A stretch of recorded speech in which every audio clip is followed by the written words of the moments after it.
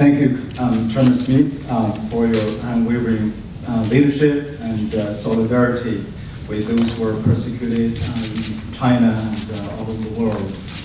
And also thank the co-chair, Senator Rubio, and thank all the members, Congressman Walz and Congressman Harkin, who are demonstrating their support, your support for this honorable cause. This is the third year of President Xi Jinping's administration in China, whose policies and actions have raised increasing alarm and in some cases astonished the international community. Domestically, Mr. Xi has purged his political rivals through a selective anti-corruption campaign and monopolized power within the leadership of the Communist Party, the government, and the military. In foreign policy, Mr. Xi has adopted a dangerous and aggressive agenda, challenging existing international law and creating his own when deemed necessary, including the national security law, which is being viewed by many as a pretext for human rights abuses. This antagonistic and arrogant approach to governance over the past 2.5 years has earned Xi the nickname Chairman Mao Jr. or Hitler. In the past 2 years, human rights and rule of law in China have rapidly deteriorated. The number of dissidents taken into police custody, arrested, and convicted since Xi took power has exceeded the total number that occurred during the 10-year reign of President Hu Jintao and Premier Wen Jiabao. Chinese citizens who peacefully criticize the government or defend the rights of citizens, lawyers who dare to represent so-called sensitive cases without cooperating with the government, and activists who assemble in a peaceful manner, attempt to request the government permission to establish an NGO, or peacefully protest against the government policies or judicial injustice, even to gather for a meal, are subsequently invited to drink tea, summoned for interrogation, detained or arrested, and eventually tried in a corrupted judicial system. And to be sure, the Chinese government has intensified its harassment of NGOs, civil society organizations, law firms representing human rights cases, charitable organizations, and political organizations such as the New Citizen Movement. During the Xi administration, and particularly in the past 18 months, religious freedom abuses have reached a level not seen since the Cultural Revolution. Not only have house churches continued to experience intensifying persecution, but now the government-sanctioned 3 self-churches are being subjected to government-sponsored persecution campaigns. The Chinese government persecution of Tibetan Buddhists, Uyghur Muslims, and Falun Gong practitioners, as my fellow witnesses will have testified, has also increasingly worsened. The Chinese government perceives religious practitioners as being guided, so-called by foreign influence, and has subsequently pursued absolute control over religious communities. And this new so-called national security law just took effect on July 1st, has expanded the management, oversight, and the suppression of religious activity under the guise of so-called national security. So I will talk about religious freedom and human rights and the rule of law in China, specifically focus on the forced demolition of churches and crosses in Zhejiang province and ongoing persecution of house church and the treatment of human rights lawyers and human rights defenders in China. And then I will offer some recommendations for the U.S. foreign policy on China. And I want to ask, request the chair to agree for both our annual report and my written testimony to be on the record. Without objection, all of that, and any additional remarks or materials the other witnesses would like to include will be made part of the record. Thank you. The forced demolition of church crosses. In the past year, the government of Zhejiang province has demolished churches and crosses under the pretext of implementing standards for buildings. And initially, people thought it was maybe just a local and for eradicating of some maybe the building based on the building codes. But up until today, we have documented over 1,500 churches with their crosses are forcibly being removed. And a number of pastors and believers have been beaten up, and some pastors are even sentenced to criminal imprisonment for defending the crosses.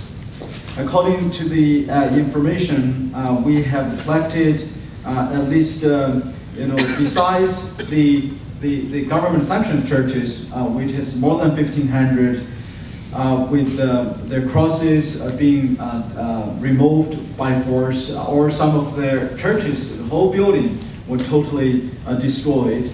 At least 50 other house churches in rural areas were also destroyed, or the crosses were forcefully removed. And I think we have a few photos. If you could show these photos. Yeah, you can tell from some of the churches are being demolished as late as yesterday morning, and even the crosses were even burnt from the top of the church building. And just in the yesterday there's a large church had been the cross were being forcibly removed, and this morning more than 44 churches had issued joint declaration, basically denouncing the government as their evil act of forceful removal of crosses, and made a commitment to defend their crosses from being removed. A number of Chinese human rights lawyers were also called to help those churches. And so some of the lawyers are still at the Zhejiang province. And this morning, according to a BBC report, there are a few hundred churches in Zhejiang, in Guangdong province, have received official notice to be shut down. So it's apparently this campaign has already expanded into the Guangdong province. And also happened this morning, honorable member of the committee, this in Guangzhou city, a church called Guangfu Church was raided by 50 public security officers. The pastor's wife and 3 other senior leaders of the church were taken into custody. So this kind of barbaric act of just demolishing churches and destroy a peaceful symbol of Christian faith, not only to the Protestant churches but to Catholic churches as well, warrant a unanimous condemnation by the international community. And notably, even the government, the Chinese Catholic Patriotic Association of Zhejiang, and the Chinese Catholic Bishops Conference of Zhejiang and the Chinese Christian Council all sent official letters to the government agencies protesting and basically denouncing this barbaric act, and urged the government to stop this kind of destruction. This is unprecedented, of course, a rebuke from those government-controlled religious institutions. And it certainly reflects the millions of believers' mindset that I think it could trigger more unrest as contrary to the communist government intention. And of course, the persecution against the house churches with a secret document in 2011, we obtained that mandate to eradicate the whole house churches within 10 years. In the past 18 months, we have seen a continued systematic campaign. The increase, both the number of the persecution of the house churches and also the number of arrests had been dramatically worsened. In reviewing religious freedom abuses perpetrated against the house church during both the 2014 and 2015 this year, the following characteristics emerged.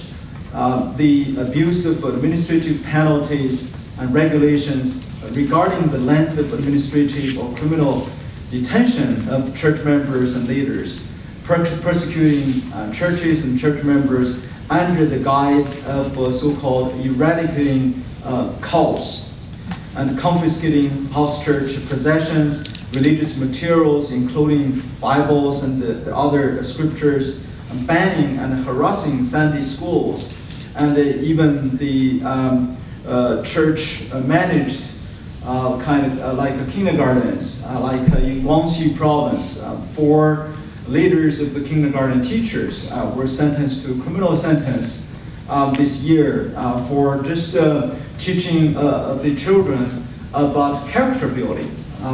That's it. They received 2 years to 3 years criminal sentence just for managing that kindergarten schools. And as the chairman just mentioned, since July 10th, the government initiated this sudden campaign against the human rights lawyers. This happened despite of the number of arrests against other prominent human rights lawyers, including Pu Zhiqiang, including the NGO leader Guo Yushan, including the human rights lawyer Xu Zhiyong, and He Zhenjun, including, of course, the human rights defender and journalist 71-year-old Ms. Gao Yu.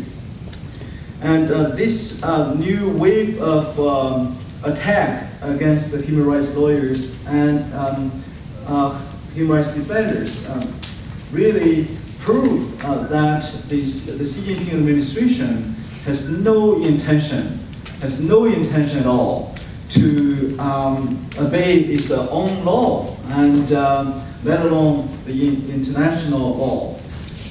And these human rights defenders, they courageously not only defend for the abuses of the house churches and the Catholic churches, but also they are the defenders for Falun Gong practitioners and the political dissidents and Tibetan persecuted Muslims and human rights advocates. So they're labeled as subversion, or some are called the causing trouble. And I give you another example that happened in March 2014 last year, and when a group of human rights lawyers, Tang Jitian, Jin Tianyong, Wang Cheng, Zhang Junji, and non-family members of their clients, who is a Falun Gong practitioner, in the Jianzhanjiang, in Heilongjiang province, when they just visit there, try to just to ask the whereabouts of their clients. All these human rights defenders and the family members were detained and were abused physically, and the 4 detained human rights lawyers were beaten and tortured, resulting in collectively having 24 of the ribs broken. And some of them are still receiving medical treatment.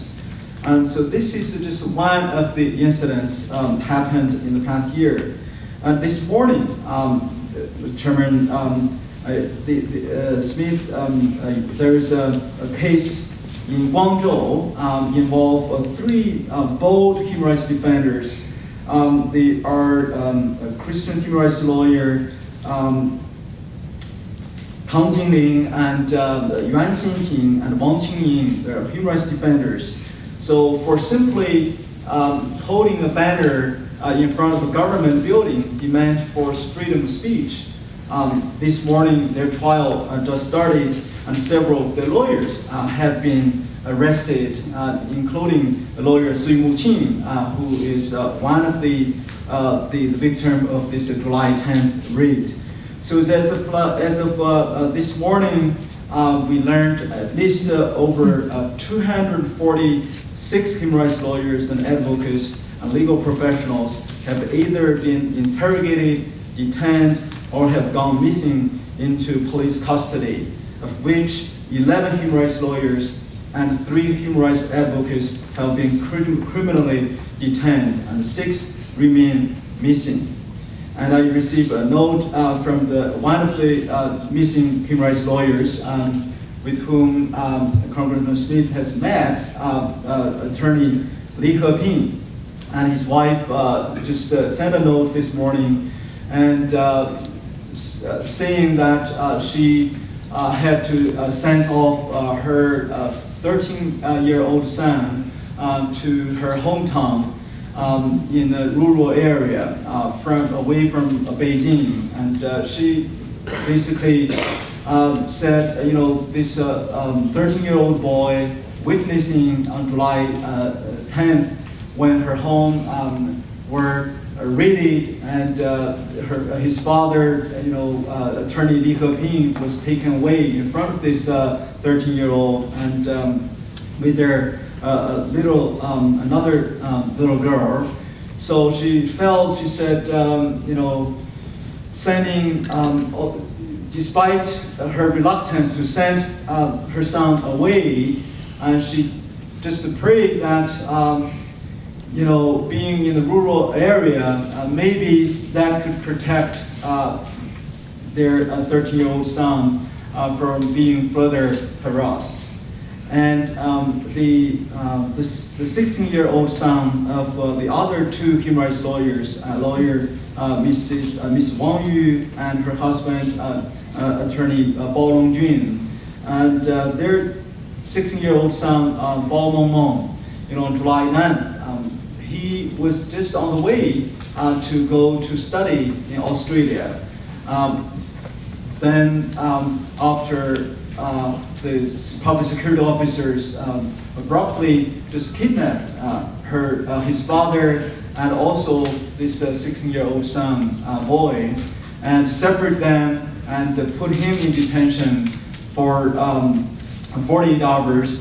And now, today, he was even forced this boy move from Tianjin City, that's his hometown, to Inner Mongolia.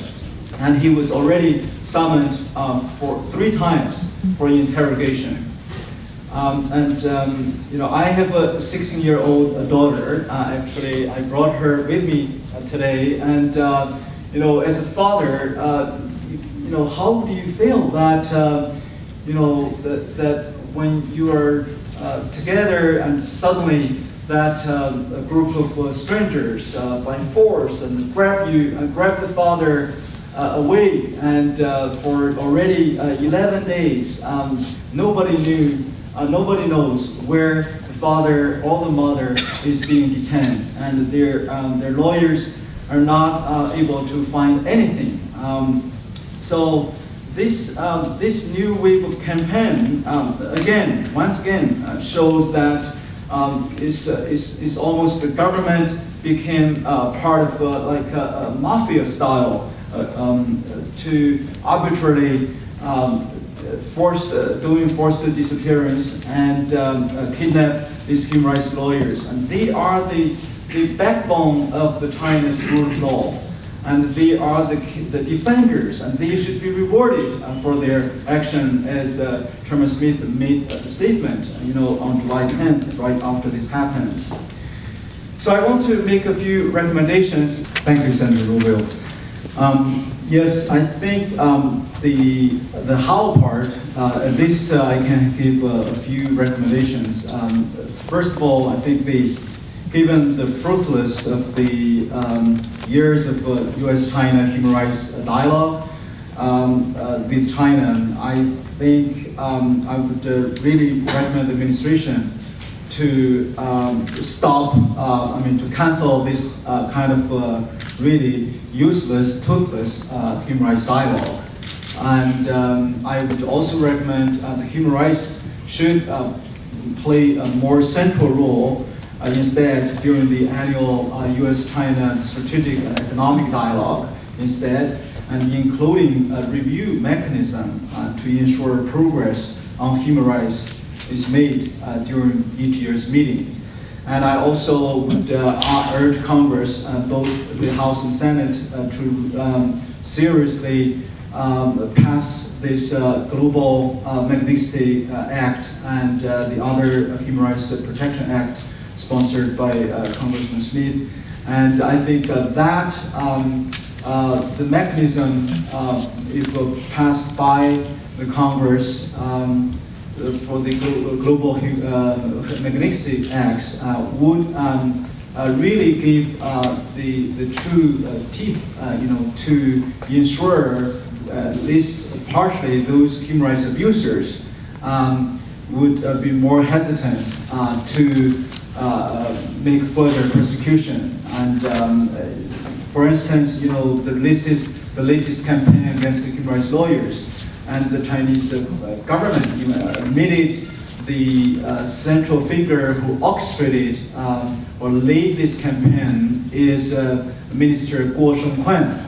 He is the Minister of Public Security, and he is contributed to this increasing crackdown, like the crackdown and forced removal of crosses in Zhejiang province. The party secretary of Zhejiang, Mr. Xia Baolong, and who has been the leading force for these latest abuses, although with the authorization and approval from President Xi Jinping. This Mr. Xia Baolong and Mr. Guo Shengquan should clearly be put on the list in the State Department for the travel ban, for really, to banning them to travel to America, and we can coordinate with the European allies to ban them as well. So these are some of the key recommendations. Family members oftentimes has become hostages. I have received multiple messages from these human rights lawyers even before they were arrested. And of course, the example of Gao Zhisheng is another example, whose daughter was just attacked, and the wife was being beaten up in front of this on the street. And I remember when I spoke up in 2002 after we came to the U.S., and then my 70-year-old father was taken into the police station later on. After I rescued him out of China, I learned he was beaten up with a big stake and basically tried to send a signal to silence my voice here. And the latest example, of course, you know that Major Yan Xing, who's the army chaplain, should be a hero, and who is one of the students' leaders in the students' democracy movement. A close friend of mine, we always pray together over the phone, and a human rights campaigner too.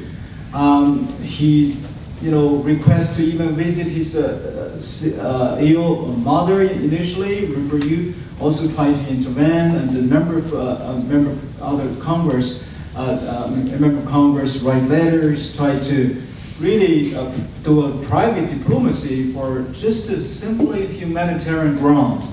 And Major Yan Xing's mom was basically was holding the last breath, waiting for her son to go back just to say farewell. And this Chinese embassy and consulate reject his visa application, and until really his mom even died last week, and he still was not granted a visa. So this is shows the cruelty. Of course, my friend Yang Jiangli, who spent 5 years in prison for just speaking up and traveling in China, meeting with other dissidents.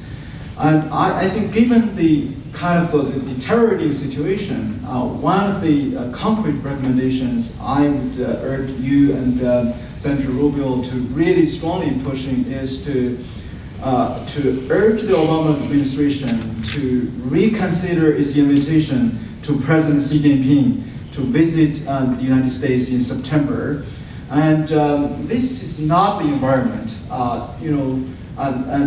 for him to get a red carpet welcome. And he is not welcomed by the American people. And he may be welcomed by some politicians, or who care nothing but economic interest, and who really value nothing but their purse. And this visit by Xi Jinping in September should be either be cancelled, postponed, or at least preconditioned on the release of those prisoner of conscience, some prominent one in the China Free China 18 list. All those prominent human rights activists, journalists like Gao Yu, Pu Zhiqiang, Guo Yushan, and Han Tafti. Those are the peaceful citizens of the conscience of China, and with them in the dark cell of the Chinese prison, I don't see there's any good reason to justify a state visit, a welcome to Xi Jinping this September. So this is one of my concrete recommendations. Family members, we actually, even in our midst today, there's a practitioner from Heilongjiang province who, Miss Ma Yongqing, she was abused and tortured even for just simply making a peaceful petition for her property. Her whole factory were arbitrarily confiscated, and with all her wealth were gone. And I think the U.S. State Department should strongly consider posting an officer at the U.S. Embassy in China with the sole responsibility of monitoring and reporting on religious freedom and related human rights abuses within China, including in the areas of Tibet and Xinjiang. I think I also recommend the State Department's Office of International Religious Freedom and the Commission on International Religious Freedom to each year to at least request to visit China. When was the last time each of the office and agency have visited China? I think it's already years that there's no visit. Or my request to visit, the former ambassador large was even denied a visa, and but we did not hold any protest on even denying a president-appointed ambassador at large. That's a shame. And the third recommendation I would recommend the U.S. State Department should make an official public statement condemning this forced demolition of churches and crosses, in Zhejiang and other areas of China. So far, neither the Secretary Kerry or the spokesperson have issued even a public statement condemning this large, brutal, shameful campaign. And the last one is the State Department should raise publicly and at all levels of exchange with the Chinese government the cases of prisoner of conscience, including the China 18 and others. And I know you had led the campaign to urge President Obama to meet with these daughters of the prisoner of conscience multiple times. I think if the excuse not meeting with these family members in China is, it could pose a danger or potential threat. But how about here in the United States? There's no threat, to meet with the family members. So these are the recommendations. I hope the State Department and our embassy can really actively engage with those family members who's affected by this the forced removal of crosses and demolition of churches. The pastors, they can go and visit them and to meet with them and to really know about the situation and take concrete steps. Thank you.